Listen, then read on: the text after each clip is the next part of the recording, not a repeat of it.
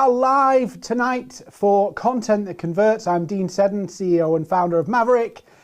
Wherever you're watching, Facebook, LinkedIn, YouTube, and wherever else you're watching this, welcome. Please let us know in the chat where you're joining us from. We're going to give it a couple of minutes just for everybody to get into the session, and then we're going to go into some training. We've got 3 key elements we're going to share with you tonight. So you're going to need a notepad, you're going to need a pen, and excuse me. So please let me know where you're joining us from in the chat. So let's have some interaction. Please put your details in the chat. So if you've got any questions, we'll go through that. We've got maybe 2 more minutes, and then we will kickstart the session. Somebody from Michigan, Washington, DC, Lebanon, the US, Canterbury, Scotland, Atlanta. Wow, you are from all over today. So awesome to see you. I bet we probably got somebody on every continent tonight, because there's a lot of you watching both on YouTube, on Facebook, and all the other places. So there's a ton of people engaging with us tonight. So that's awesome. So we are going to start the session in about 1 minute's time. Couple of quick housekeeping things. All the questions, please put them in the chat. If there's anything I missed tonight and you go, actually, I'd love a replay, I'd love some of the PDF worksheets you mentioned in tonight's session, there's an email on screen here. Let me get it right, if I can do it. There.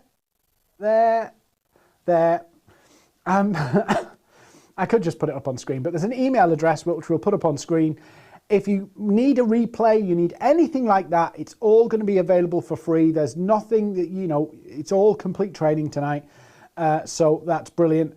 And I can see Stuart from Scotland. I can see Trinidad, Portugal, 2 people from Portugal coming in the chat. Karen from Israel. So awesome that people are joining Oman. All from over everywhere. So Vasil, some of you watching on LinkedIn will be able to see it live on LinkedIn, but it's actually we're live on YouTube, we're live everywhere, all at the same time. If you need the closed captions, you can move to YouTube. LinkedIn doesn't support closed captions, excuse me, but you can watch on YouTube in closed captions. So evening Adam, evening Sarah, even Mo, Veronica, awesome. We're getting everybody in here, which is brilliant. I'm just going to ask my tech guys if you can put my clock on screen, because on my screen I can't see it, so I don't want to overrun. So there we go. Awesome. Right, so notepad and pens ready. I'm just going to introduce the session, and then we're going to get going. Marielle Mixon, anybody else from Canterbury? There is a few people that said they're from Canterbury. New Jersey, US, and the link is there. So Vasil, if you're looking for the YouTube link, you're watching on the event, and at the top of the event there is a broadcast link which is actually the YouTube link. So and if you registered, you would have got an email from us with the link to YouTube. So it's all in there on YouTube.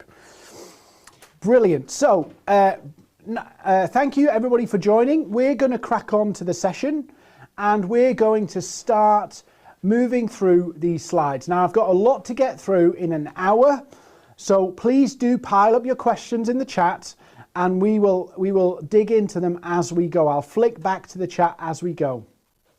So if you've never been to one of our sessions before, we are a social selling, training and consulting company of which Content is a part.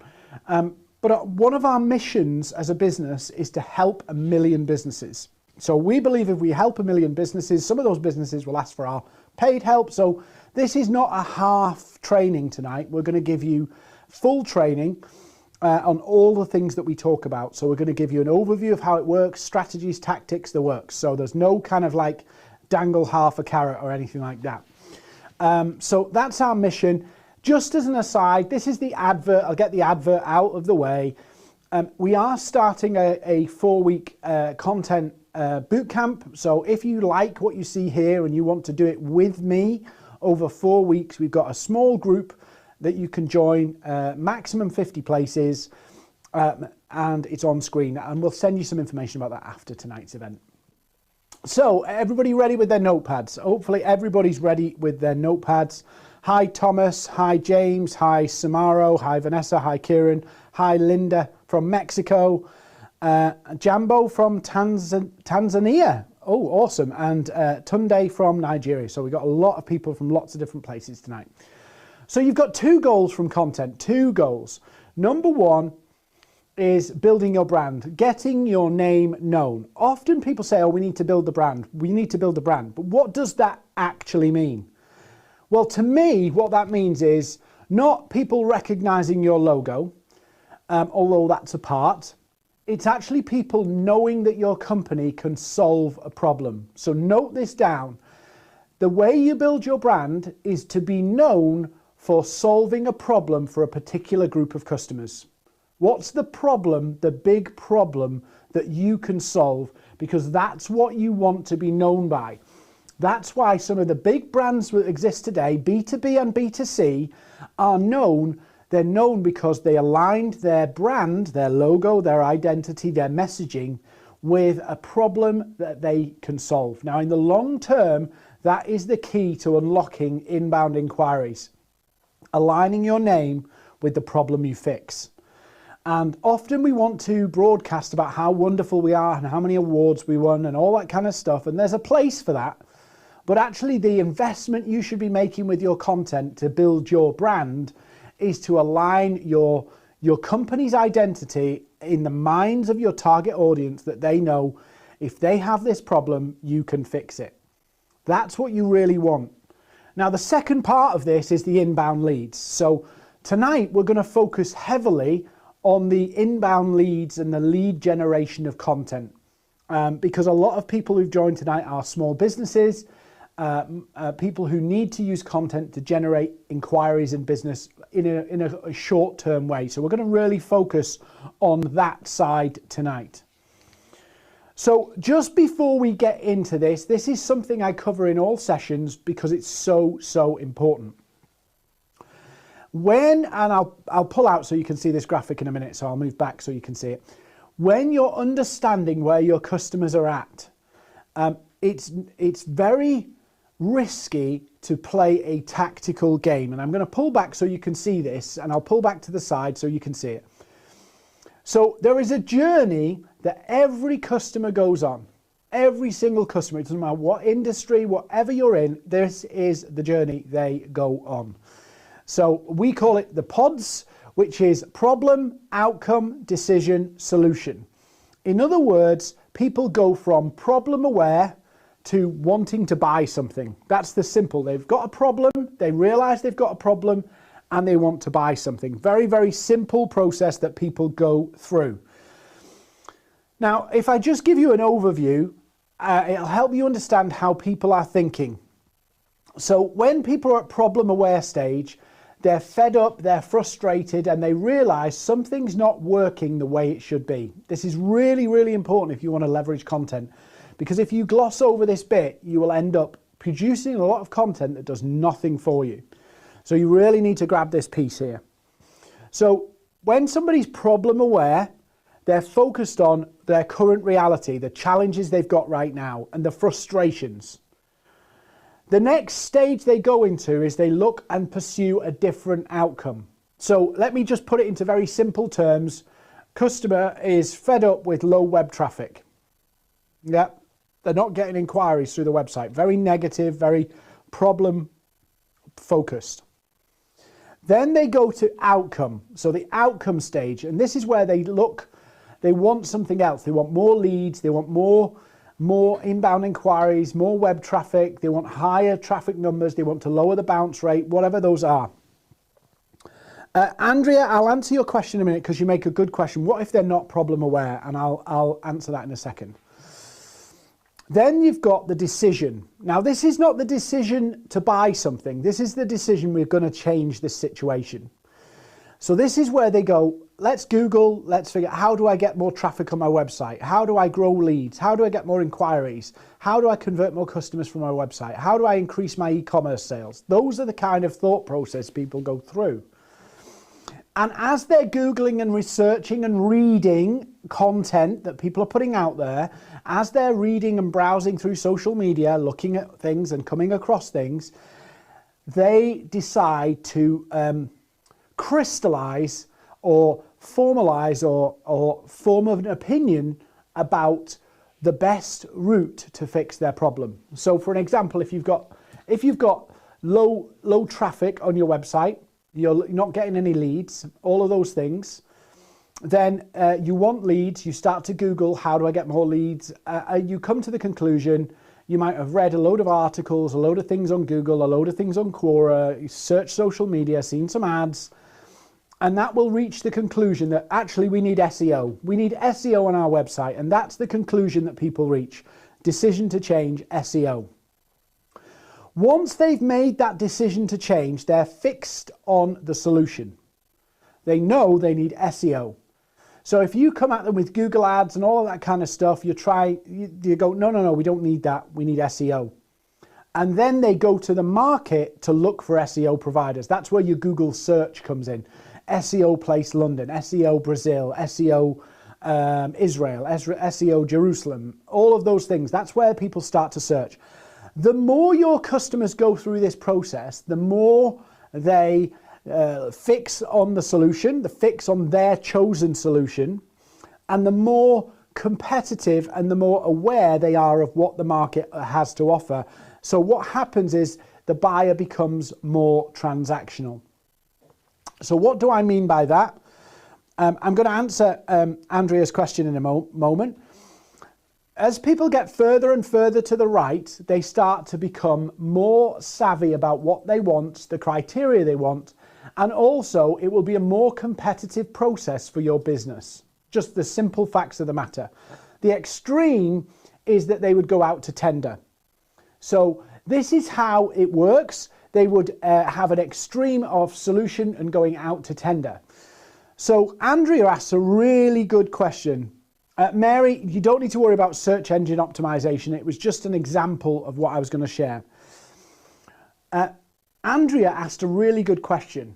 What if my prospect is not aware of their own problem? And Andrea, I'm going to say this as a northerner who has as much tact as a peanut, but I'm going to tell you this most human beings aren't fully aware of the problems that they've got. Most businesses aren't fully aware of the problems they've got.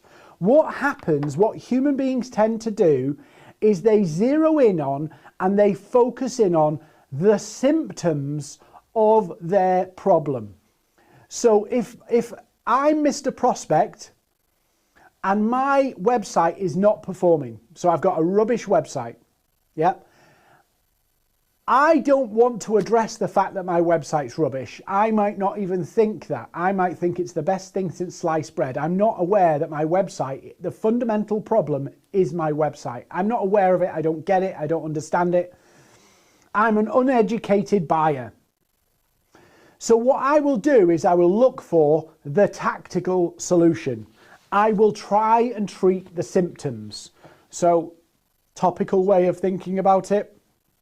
If I've got a cold, I'll buy tissues for a runny nose. Yeah, I won't try and get rid of the cold. How do we get rid of a cold? Well, we turn the heat up, we kind of try and fever it out, we try and take paracetamol, but most of what we do with a cold, there is no fix for a cold, we just treat the symptoms. So if my website is broken, it's poor performing, Google hates it, and I'm wondering why I'm getting no traffic, why people aren't staying on my site, I'm getting no inbound inquiries, my first thing, my instinct is to go, I want more inquiries, I want more traffic, I want people to stay longer. And so we will try and treat that symptom. So we'll go, can we get Google ads? Let's promote the website on social media. Let's do all those things to try and lift the traffic up to get more leads. But the fundamental problem is the website's rubbish. Yeah, Google hates it. It's built the wrong way. It's structurally wrong. It doesn't have all the right things in the right place to make it work well. That's the problem with a website. So if you say to that prospect who's not problem aware, do you need do you need a new website? You know they do, but they don't know that they do. They probably resent the fact that they spent ages building this one and it's done nothing for them. So they go, why should we spend any more money on a website that doesn't seem to work? We've got a website, we just want more traffic. So you go to them and say, we can help you build a new website. And they go, we've got one. So every customer, to some degree, every prospect is not problem aware. They're symptom aware. So your problem and their problem is different. Their problem is actually a symptom of the real problem. But if you go to them with the real problem, your website's rubbish, they'll probably ignore you because they don't want to sink more money into a website given that they've not got much out of it so far. So hopefully that makes sense.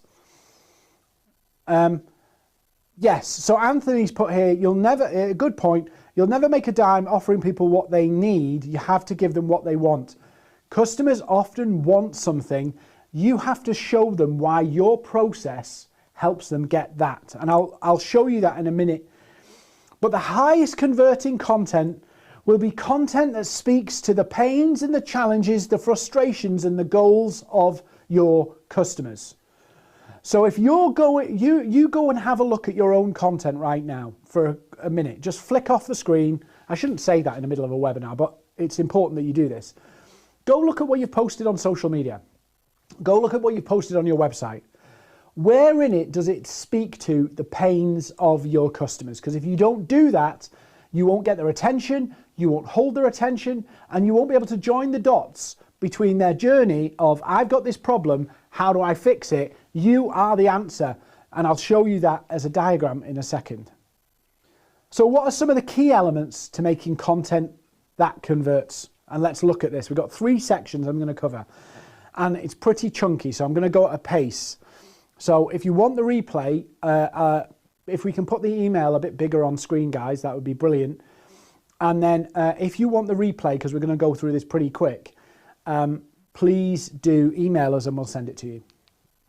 Okay, so I've also got a worksheet here, so we'll leave the email up for this because if you need this, this will help you. Forget your product for a minute. Park your product. Yep. Think about it like this. Somebody buys your product or service. Let's not focus on the product or service for a minute. But somebody buys it. What's the benefit they get? What's the real benefit that they get? What's the things that does for their business? What time does that give them? What frustrations? What wins do they get? What's the gain? Yeah, what's the big gains that they make from buying your product or service. And I don't mean gobbledygook, improved operational efficiency. Land it. What's it specifically? You're wasting time, less time. You're more productive on this. Things take less time. Make it specific. If you can't make it specific, you will not engage. You will not engage them. So make it specific. What are the key benefits for key markets? Number 2. So that's point B. What's the benefits? Point A. What's their current reality? If that's all what they need, if point B is what they need, yeah? Where are they now? Where are they here? Where are they here? What's the challenges, frustrations, the real world situations they're going through? And I don't mean technobabble, jargon, gobbledygook. I mean real examples.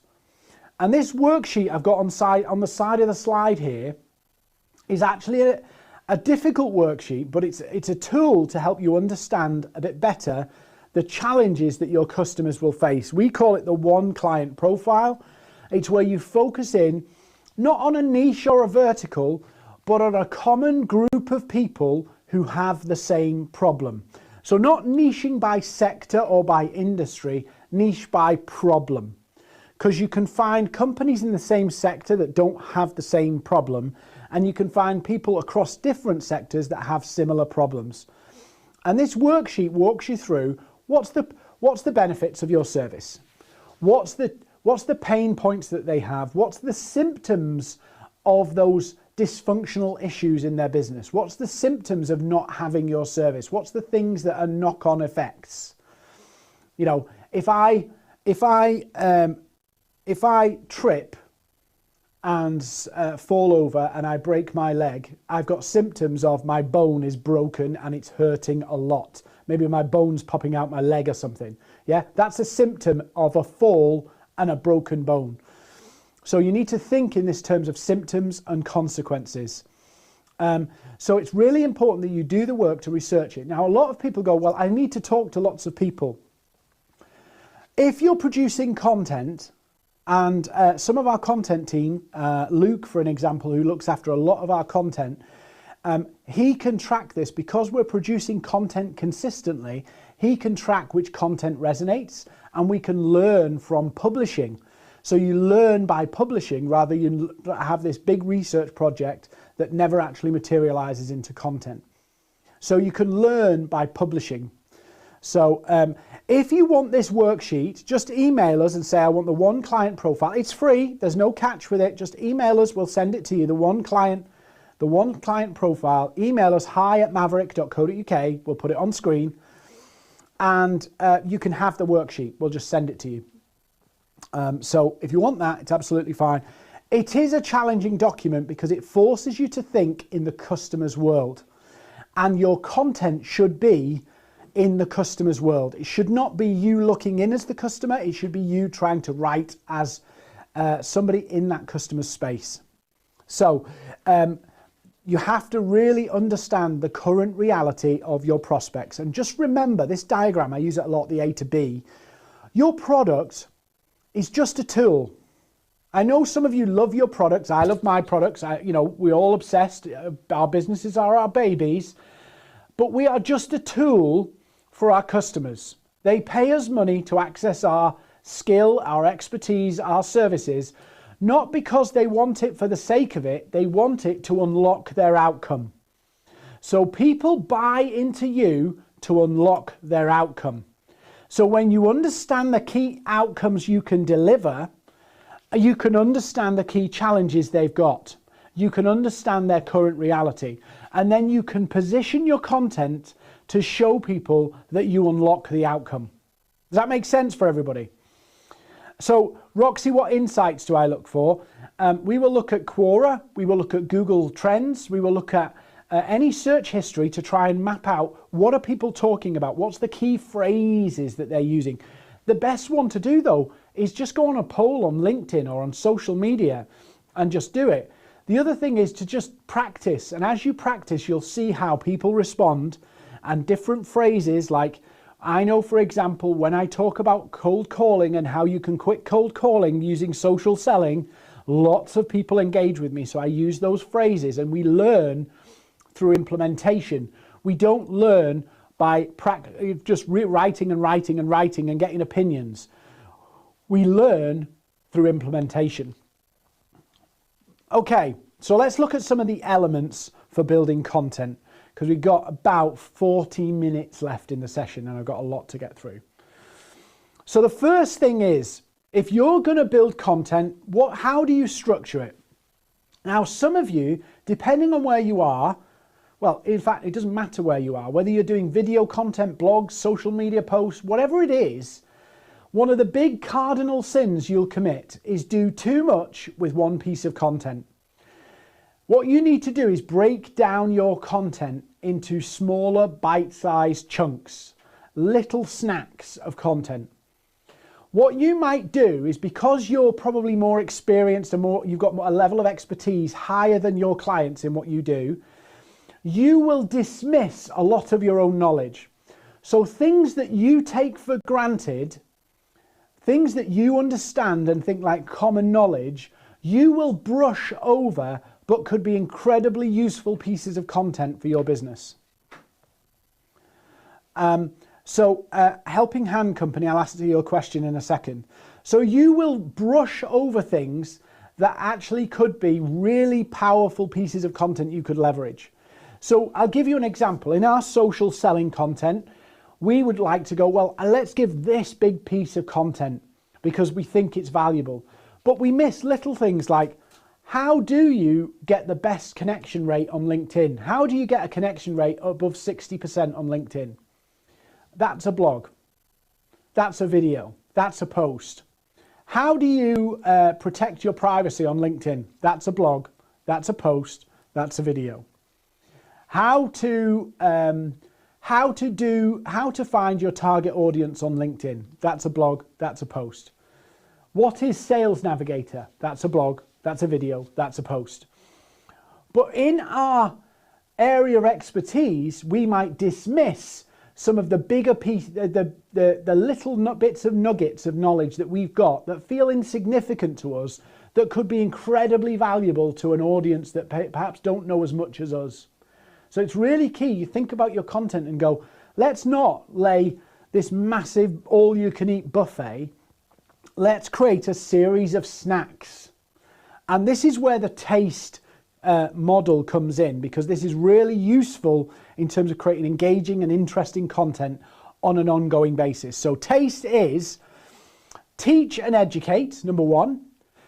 So what can you show people? What can you explain to people, like a concept or a strategy? Why do people love account-based marketing? That's great benefits of account-based marketing. What is account-based marketing is a good one. What is social selling? Then actionable advice. 5 important things to do if you want to social sell.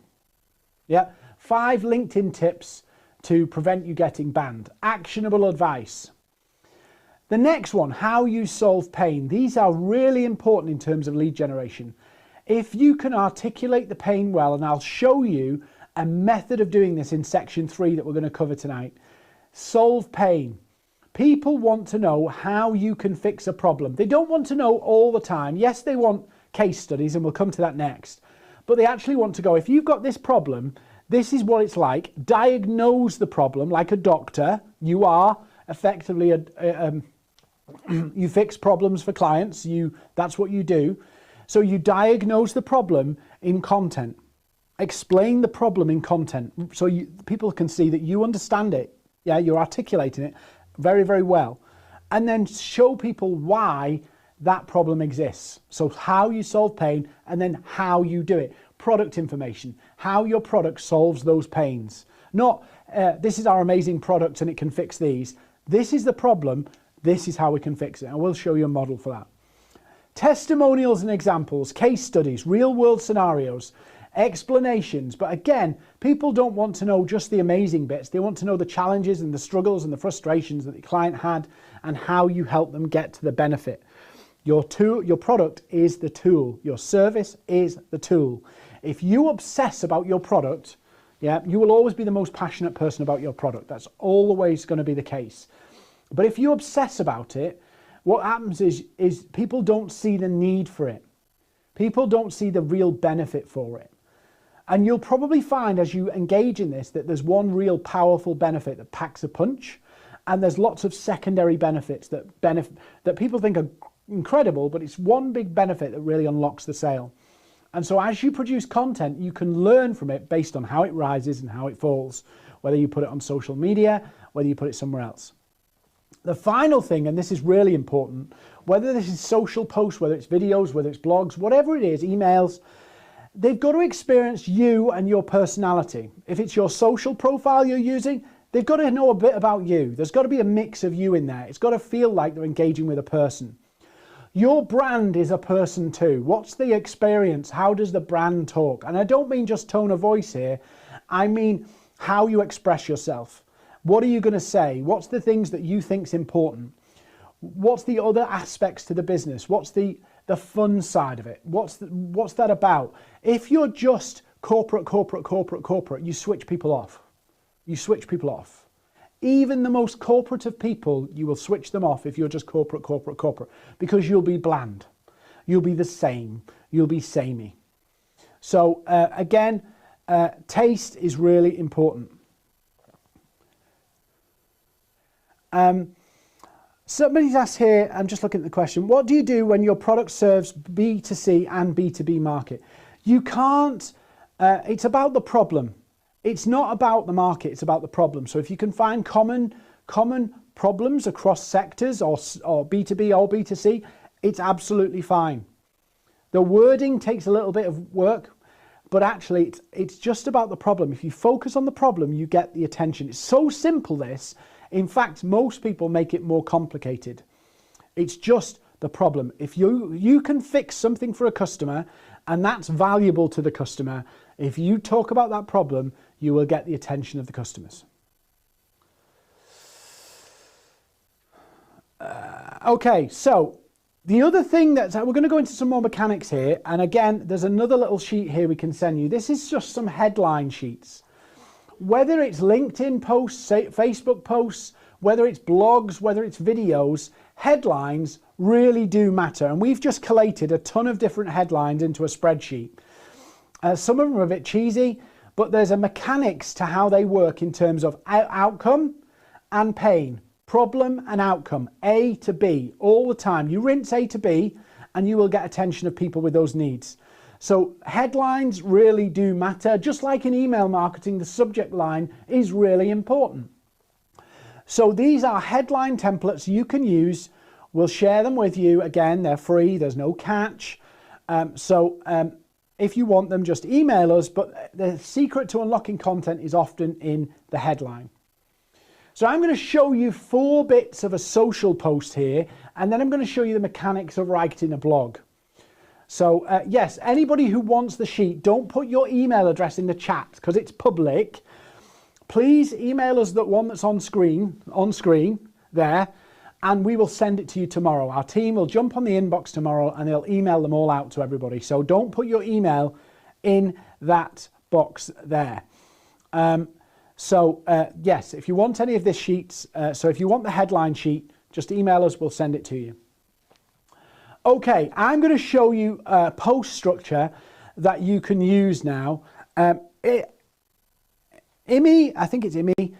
If you want the replay again, just email us, we'll send it to you. Absolutely fine, no problem at all. So I'm going to show you a post structure, and I'm going to have to go through this at a pace just because time. When I come on a webinar, if you've never met me, come find me on LinkedIn, by the way. I'm happy to connect with you, follow me, whatever. I'm on all the channels. I always come in and go, have I done enough? I want everybody to go away and think, God, they gave us so much good stuff out. I'll give them a Google review and a Trustpilot, wink, wink. So I always come on and think, have I done enough in the session? So I've probably put too much in here. So I'm going to go through fast, but feel free to come and email and ask us. And in fact, I'll put, Jack, just 1 second. Jack, can you put a slide at the end so that if anybody wants to talk to us, they can just book a time and one of our team will talk to them. I know there's a lot of people on here and I've probably just created a massive headache, but we'll do it for free. It's summer. We need to all relax. Hopefully we're living with COVID, so I'm feeling in a good mood. Right, so I shouldn't have said that on social media. I shouldn't have said that dreaded word, the C word. Okay, so social content. So there are 4 key elements to making a post work on social media. So there's stopping power, there's structure, there's staying power, and there's the engagement. Now, this is all slightly different on different channels, but I'll give you the overview of how this works. So curiosity is always going to be your best friend, keeping people interested. If you give people too big of a lunch, they get over-faced and withdraw. If you go to a store and as soon as you walk through the door, a salesperson comes up and says, "Hi, can I help you?" I always retreat. So curiosity is powerful in drawing people in. So we use curiosity to create stopping power. What do I mean by stopping power? I mean getting people, I don't know where my phone is, getting people to stop scrolling in their social media feeds. Social media is the cheapest piece of organic traffic you'll ever have. So the first job we have to do is to get people to stop scrolling through their feeds. So stopping power is absolutely critical. So some quick tips on this. Stopping power. Curiosity in the lines at the top. So you can see up top, Jack, if you want to pull this full screen, you can see up top here that I've got curiosity, and on the top of my post there, You've got social selling doesn't work in my industry, what a load of crap. I'm a bit provocative with it. You don't have to be that provocative. But the idea is I'm getting people to go, oh, what's he talking about? Why? So they stop. Then we've got the image and the visual. By practicing, by learning, I know when I'm trying to attract salespeople, I use a picture of Leonardo DiCaprio. Wolf of Wall Street. It seems to get the attention of salespeople. So I've used an image that's relevant to my target audience. I've not used stock, by the way, because we now spot stock and it puts us off. So I've used a visual that gets the attention. I've also made the media square, so it takes up more space, so it's harder to scroll. On LinkedIn, you can actually make them a little bit bigger. You can make them 4x5 portrait, just to get people to stop. You can have the most amazing blog, you can have the most amazing piece of content, but if you can't get people to stop, just like subject lines on emails, just like headlines on blogs, all of that content is a waste of time.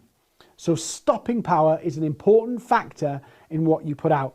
Stopping power can make the difference between getting, say on LinkedIn, 200 views and 20,000 views. Stopping power. Can you get people to stop scrolling? The second one is structure. Now, you don't have to copy my structure. There's no actual algorithmic benefit to my structure. But the reason I do it this way is because on a mobile phone, it's easier to scan read.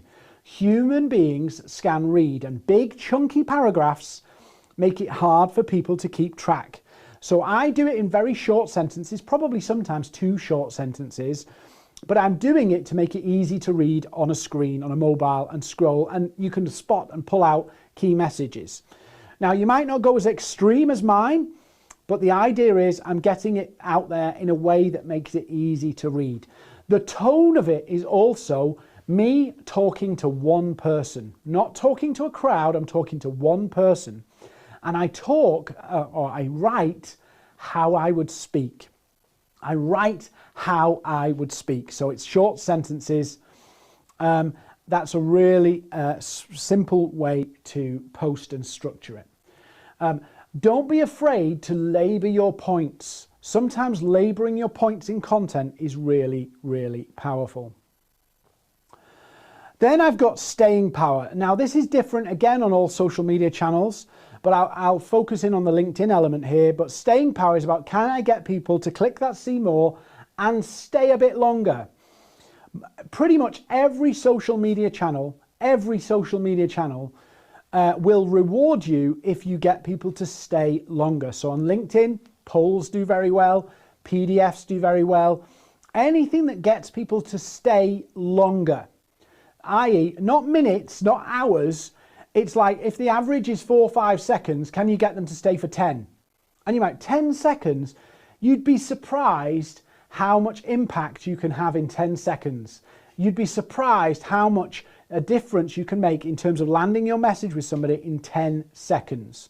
10 seconds of somebody's time on social media is an incredible feat. And as you develop and practice and you learn through implementation, everybody write that down. I know I'm teaching like a school teacher here, but write this down. You learn through implementation. You can't bypass this. You can't perfect it without publishing. You have to do it. Will's ahead of the game here on structure and hashtags. I'm going to come to hashtags in a minute.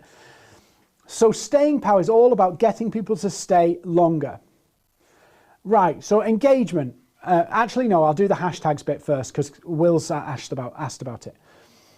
So have I got a hashtag? No, I haven't. Right, so on this on your posts, we have this weird thing, and I don't understand it because it seems like the whole world to me has lost the plot with this. When we do hashtags, often what we do is we write the hashtags that relate to our industry or subject. It makes no sense to me to do that.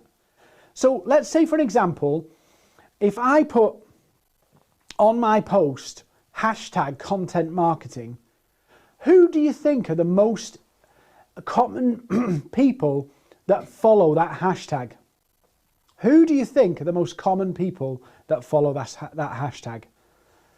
It's actually It's actually people who do content marketing. So we do a ton of social selling training, how to sell through social media organically, no pitch and all that stuff.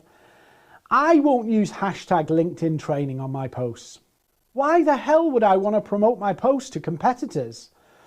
So if I'm doing content marketing and I want my target audience to see it, and my target audience is the tech sector, what hashtags am I going to use? Hashtag content marketing? I don't think so. I'm going to use hashtag technology, hashtag cybersecurity, hashtag something else. So use the hashtags that your customers are most likely to be following, not the customers, not the hashtags you and your industry are likely to be following. Yeah, Rachel's got it there. So it's a shift in mindset here. Use the hashtags to get it in front of the crowd you want. Don't use the hashtags to describe what it is or who it's from. And lots of people get this wrong. So staying power, longer stays, longer copy, PDFs, all of those things. Engagement. So engagement is, right, here's a little test for you. I want you to look at the last 5 posts you've done on LinkedIn, Facebook, your blogs, wherever it is. And I want you to go and write 10 comments about your own post. Imagine you're a customer and they're reading your post. They don't know you from Adam. What the hell would they comment on your posts? And I'll tell you why I'm saying this. Most people write content that they probably couldn't even comment on or like themselves. Yep. I have a team of account managers here who work with clients, and their first job in the company is to go and engage with other people's content. Just go and like and comment, but it can't be like great post. It has to be something meaningful about the content. Anybody's content, they have to do 50 people a day. I know that sounds soul destroying, but by the time you've done that, you know, why the hell should I comment on this? What's the point? We know that if you get likes and comments on your post, and generally in the first 2 hours, if you get lots of likes and comments, the algorithms of Facebook and LinkedIn and Instagram and all these places promotes your content further. The more dwell time you get, the more likes and comments you get, the more people see that post. But most of you are writing content that's statements, you're broadcasting information, you're not asking any questions, and you're not making it easy for your customers or potential customers to actually comment or like, because it's marketing propaganda. So go have a look at your own posts and go, if I'm a complete stranger, how would I comment on this post? Because if you realize that that's difficult, you're writing them wrong.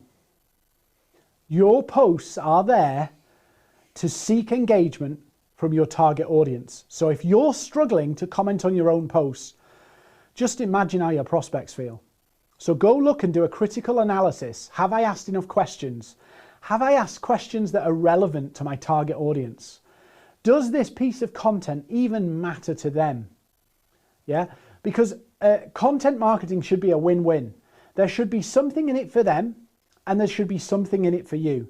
So if you're going to give them some, if you're going to use taste for your benefit, there has to be some benefit in it for them. So is the actionable advice you're giving them relevant to their business? Or is it gobbledygook, techno jargon and all that stuff that basically nobody's interested in? Are you promoting your organization, or are you engaging people to learn more about you? Are you drawing people in? Rachel Hayward asked a question, can you go hashtag crazy or should you limit them to 2 or 3? Depends what social channel you're on. So Instagram, there's some debate about Instagram, whether it's 9 hashtags or 30. Honestly, I've neglected my Instagram for about 5-10 years and had some real I don't know how to recover from that. I abused my Instagram years ago, so I'm rebuilding my Instagram from scratch, basically. But it's 9 hashtags on Instagram, I think, is probably the happy medium that you should use. 30 is the top. So 30 is the maximum, but 9 is the sweet spot. LinkedIn, people obsess about how many hashtags they could use, but if you look, LinkedIn only indexed the first 3.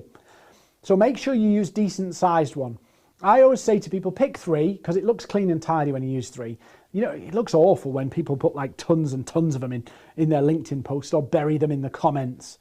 That actually doesn't work that well.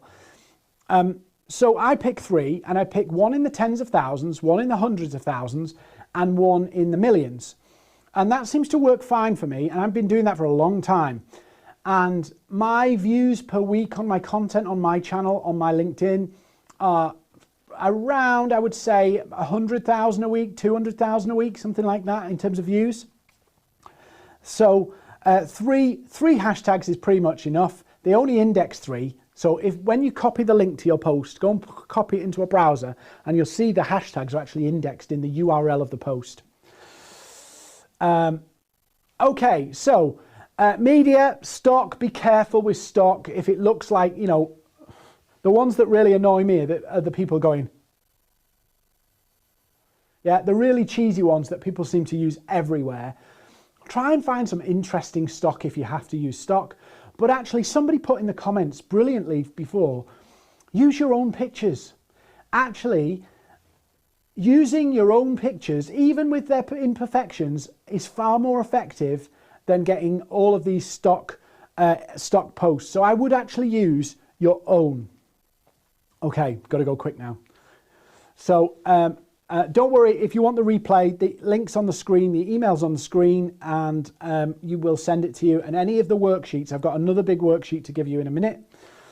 So this is a structure that I've used to write blogs that works a treat for lead generation. And I'm going to show you the lead generation post. And in the content bootcamp, I'm actually going to help you build them. So if you want to join it, I'll actually help you build in the group sessions your lead generation posts. So the 5 or 6 P's depends on whether it's a blog or whether it's a sales post.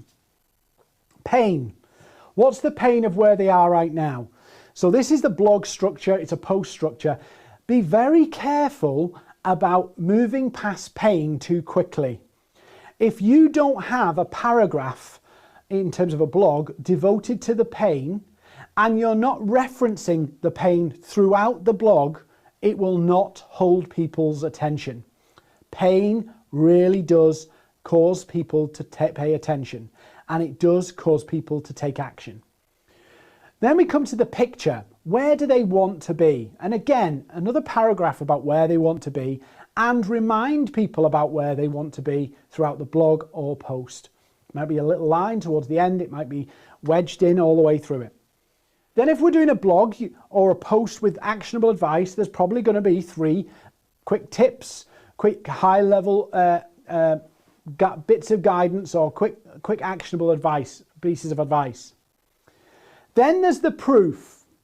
And this is where you have to find an example. And I've not used this example for a long time, but if you want what Sally got, you have to do what Sally did. So in other words, the proof story is an example of a client in that area with that problem, those challenges that we're talking about in the blog, they wanted those kind of goals, and you show them and explain to them how Sally took the call to action that you're going to ask people to take at the end of the blog.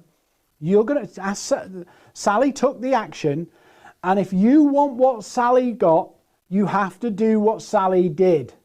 So this is called pre-framing. And the reason we reference the call to action of what Sally did here, discovery call or booked a strategy session or came to our accelerator or whatever it is, or whatever yours are, Sally got call answering, Sally got SEO services, whatever it is, and this is where she is now, as an example. It means you're not, when you get to the end, you're disarming some of the pitch that you're going to put at the end, so you don't have to hard sell at the end.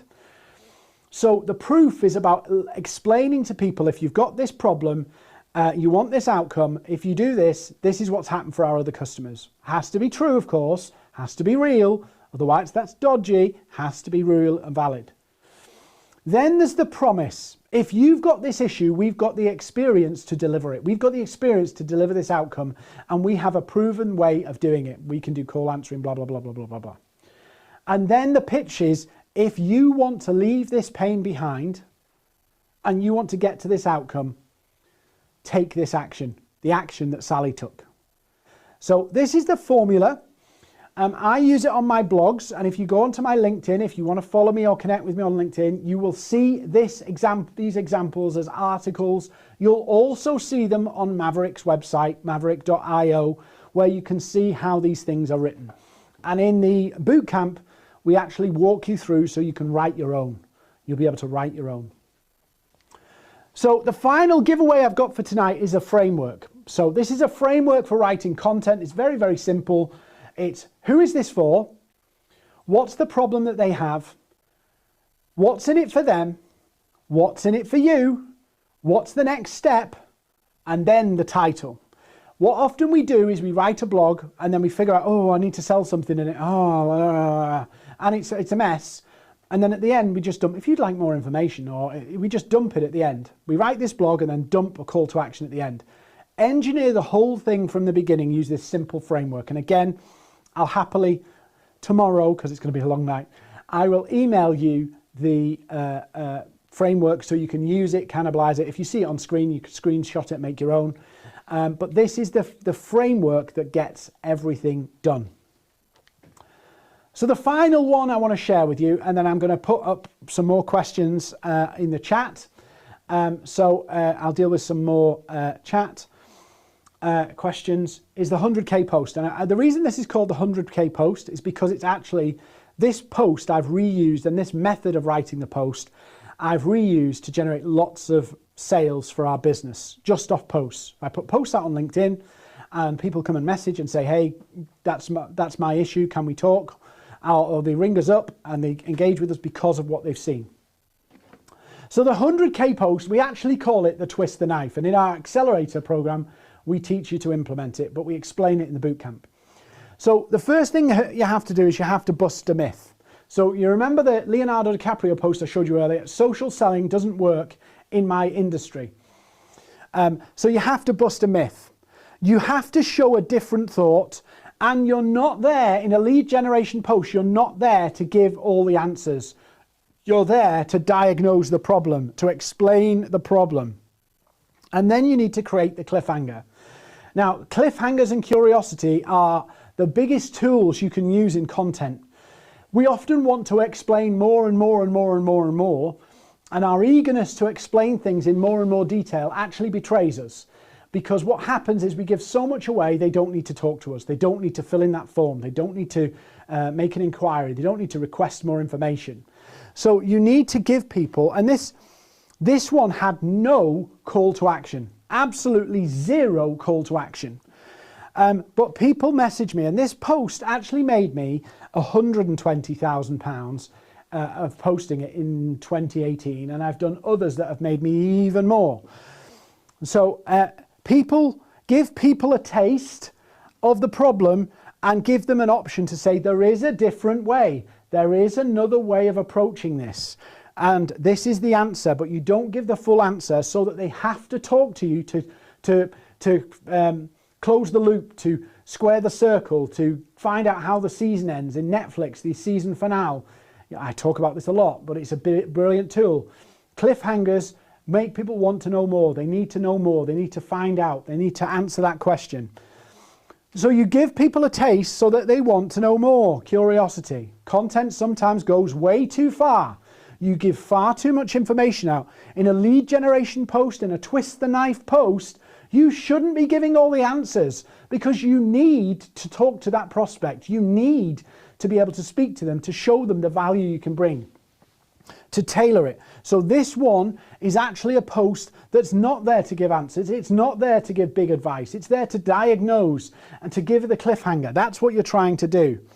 And this method, because there's no go to the phones, buy this, click the button, here's my email, book a link, book a calendar appointment. It forces people to go, if I want to know, I have to know. And there's something disarming about telling people a lot of information that's valuable to them and not actually asking them to contact you, because it disarms them from, you're going to try and sell to me, to, I really want to know. I need to find out what these guys are talking about. I need to close that loop. So this is the 100K posts. We call it the twist the knife. In fact, some of our accelerator students, in the first run of creating these, they actually generated sales, just because of the way it works. So questions now. If you want to join our bootcamp, that's fine. If you don't, there's no problem. We do it week by week, 4 weeks, and we'll go through the whole process. So there's a few questions here. I'll answer questions. If anybody needs the replay, the email's on the screen. If you want the worksheets, they're free. The only thing is, obviously, spread the word. We're doing this for free. We want to help people. Some people will come, get loads of value, go do it, and we'll never see them again, and that's absolutely fine. Some people will go, I need more of this stuff. Guys, can you help me? And you'll contact us. You'll engage with us, and that's cool. So Dan's asked, can we apply this tips as VAs in healthcare? Absolutely. In fact, the medical profession in the healthcare industry is brilliant at this, and the legal profession is brilliant at this, because they don't give the answers. If you go for any legal blogs about particular issues, they basically explain a lot of stuff, but don't give you the answer. So you still need to talk to them, but they give you a lot of information. Dan, absolutely right. So VAs, this works very, very well. VAs, any type of content. What people think, I'm going to say something that might upset people now. So hopefully you've had a good session, and most people have left by the time I say this. I'm going to give you the honest truth. Everybody thinks that their business is different. Everybody thinks that their business is unique and different and all of this stuff. Here's the honest truth. And any marketer worth their weight will tell you this. There's no difference. There's jargon, there's terminology, but you're still selling to human beings. Human beings still work the same way. Even if you're selling to a big corporate, if you're selling to a big purchase procurement, they work the same way. Human beings work the same way. Once you can map the problems that the human beings you're trying to sell to have, the mechanics are very much similar. It's just the problem difference. So you can tie yourself in knots about jargon, terminology, technology, all of that stuff. But at the end of the day, you've got to convince a human that you have an answer. That's the simplicity of it. And we make this so complicated, so complex, but it's actually, I've got to go on my social media and I've got to show human beings, I've got to show through blogs that if you're experiencing these issues, we can fix it. Now that might not be popular because we love to hide in our own complexity, but actually it's not about your complexity, it's about the people you're trying to sell to, and getting in their space and getting them to believe you and engage with you, and that's about understanding them. So in one sense, content marketing has zero to do with you and everything to do with the people you're trying to talk to. Let's have a look. How do you stand out from the competitors? So that one client profile that Anna Lou's asked about, how do you stand out? That one client profile, one of the things that it asks you to do is go look at, if your customers are with a competitor right now, if they're with a competitor right now, what's not working the way they'd hoped? What's not working the way they'd hoped? Yeah. Let's say you've got an SEO agency at the moment, and I'm an SEO agency, and I want your business. What's not working? It's just a different problem. So the customer that's already got your service from somebody else has a different problem. So to get that customer to move, you have to satisfy their new problem, the problem that your competitors created. What's the problem that your competitor has created for your customer that you can solve? So it's the same thing. All you have to do is look at their current reality, look at the benefits you've got to offer, and that's how you find the standout difference from your competitors. LinkedIn user, I can't see. A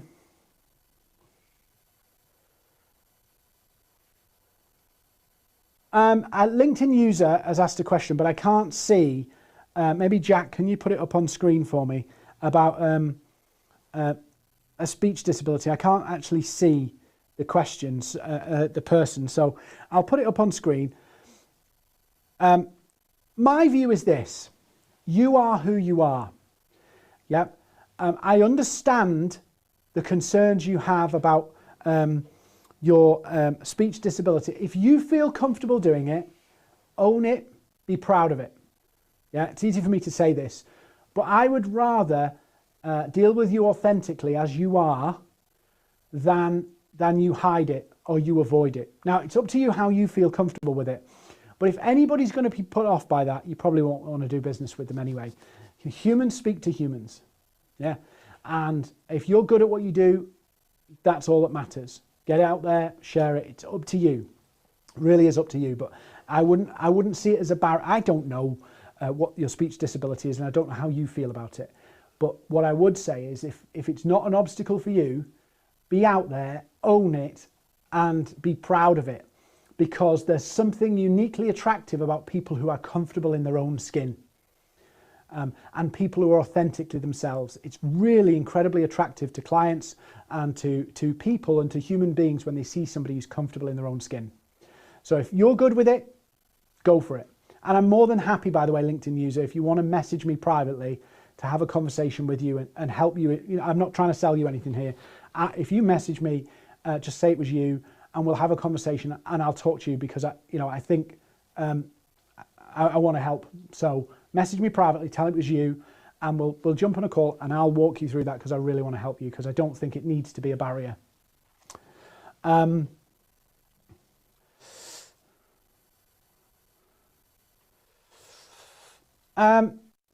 Gina said about selling human rights. The way I worded Gina, the way I saw that, then I was like, what? Selling humans I saw first. I was like, ugh. It's the same. You need to align it with companies who are pressed on particular issues. So CSR and companies are far more socially responsible and socially active right now. And so companies are trying to engage with things. So it's understanding the challenges of companies where maybe they feel like we're not doing a good enough job. Maybe it feels like we're not doing enough to give back. We're not showing that we're a force for good as well as trying to make a profit. I'll give you an example. We had this challenge and we were like, what do we want to do? And we didn't want to do the classic, let's hold up a big check and go do things. So we decided what we would do is do microfinance through a charity in developing countries to give small startup loans to people in developing countries, not with the intention of making a profit, but as they repay them, it's lent out to somebody else. So people who are like, they need a tuk-tuk to get their business going. They need an ironing board to do their ironing service. Little things, but they mean a lot in developing countries. So we decided to do something like that, but you really have to showcase the reason why. And the reason why is, one, it's a good thing to do, but that's not enough, sadly. It's what's the challenges some companies have around CSR and showing their good intentions for society. And I think that's more common now than at any point before. People are conscious of this.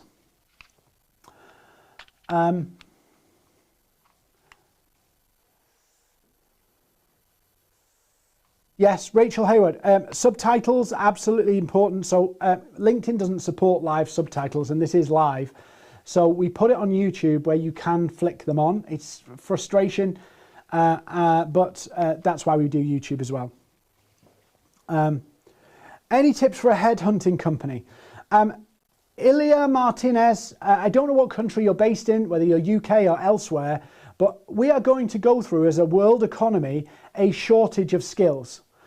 So even down to less skilled roles, there's going to be a demand for this, and companies are going to need talent. They're going to need people. And I think for at least the next couple of years, we're going to go through a phase where companies are going to have to find and recruit people who are currently not looking for work. They're going to have to coax them away from other jobs with more money, better terms, all of this stuff. So I think that that's going to be a big thing. And loads of businesses I know are struggling to recruit despite growth, which is fascinating given what we've been through for the last 18 months, that companies are struggling to find people to fill jobs. Yet so many people have lost work through the process. Dan, rebuttals and rapport. Social selling is the best thing for rapport and rebuttals, because if you social sell, you won't get rebuttals, you'll answer them. And our worksheet I shared with you earlier, the one client profile, actually challenges you on what they're going to be. So what's going to be the objections? What's going to be the things that they'll say, oh, we've done that, we've tried that, it didn't work, this didn't happen, blah, blah, blah, blah, blah, blah. So that you can understand your message and your challenge for the client, the benefits to your clients in the context of how they could say no, how they could say we've done it before. So it's not just about going, hey, we've got this amazing thing, or have you got this problem, come talk to us.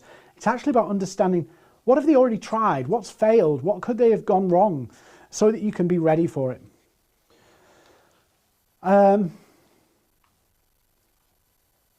Diraj, what's some of the ways to point out pains in a blog post? Be straight with them. Literally map them out in real time. Are you struggling to get clients? Are you frustrated that it seems so? Are you meeting lots of objections? Literally ask questions. In fact, the more questions you ask, the more engaged people become. So if I ask you a question in conversation and you think about it, but before you answer, I ask you another question, you think deeper. It's the same when you're reading. If I ask you a question, then ask you another one in short succession, you think deeper.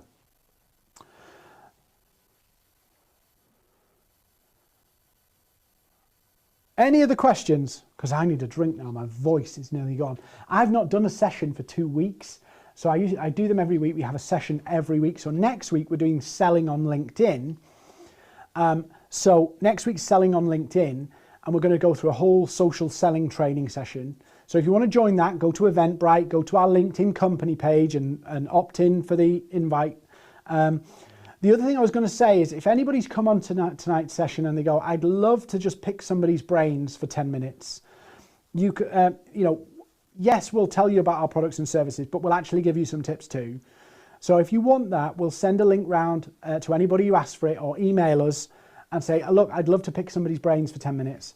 They'll jump on a call with you and they'll help you unpack this intense training. I feel like I've run a marathon doing tonight.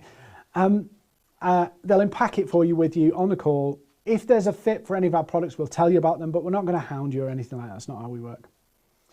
Rachel, final question. So Rachel's asked, what's your opinion on paid content? Rachel, it depends what you mean. If you mean like PPC, I have a view. If you mean like paid as in sponsored content on websites and things like that, I think leveraging other people's traffic is always good. Leveraging other people's traffic is always good. What I think is dangerous, and I really do think this is dangerous, is if you build your business model on ads.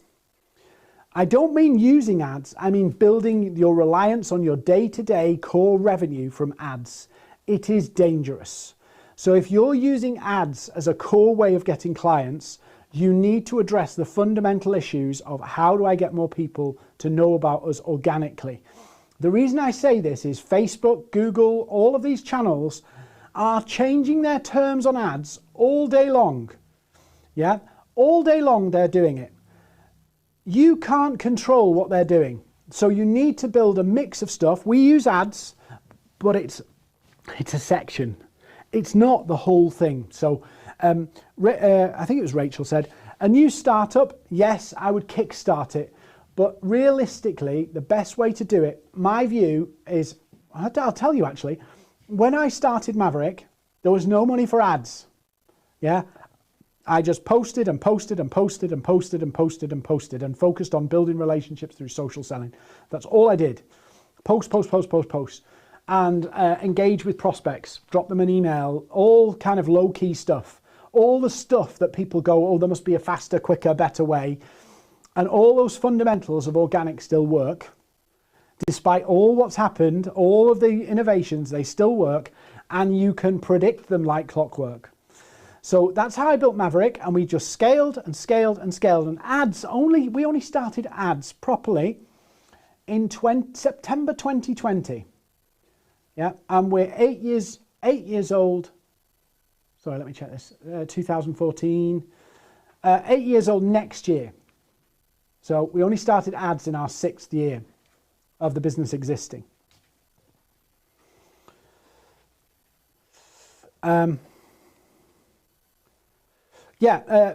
Joyce B's just said to Fred, you should absolutely repurpose the content in the format. Video, dimensions, all of that kind of stuff, and use the same content. The blog can become a PDF, it can become a video, it can become a social post. You don't have to keep making more and more and more and more and more content. You can just repurpose and adapt content to different mediums. If anybody wants to call, please email us, or the link's in the chat. But if there's nothing else, I'm going to sign off and say thank you so much for watching. Please, wherever you're watching, come find me on LinkedIn, follow me on LinkedIn, follow the company page here. If you've got value and you're watching on LinkedIn, give us a follow, that'd be awesome. Google reviews if you've enjoyed it and all that kind of stuff would be brilliant. And YouTube subscribers would be absolutely fantastic. But if you want to join our next session next week, Selling on LinkedIn, we'll teach you the principles of social selling so you can go implement. We'll see you next Tuesday. If not, I'll see you on social media somewhere. But thanks for watching. And do get in touch with us if you want any of the resources. hi@maverick.co.uk.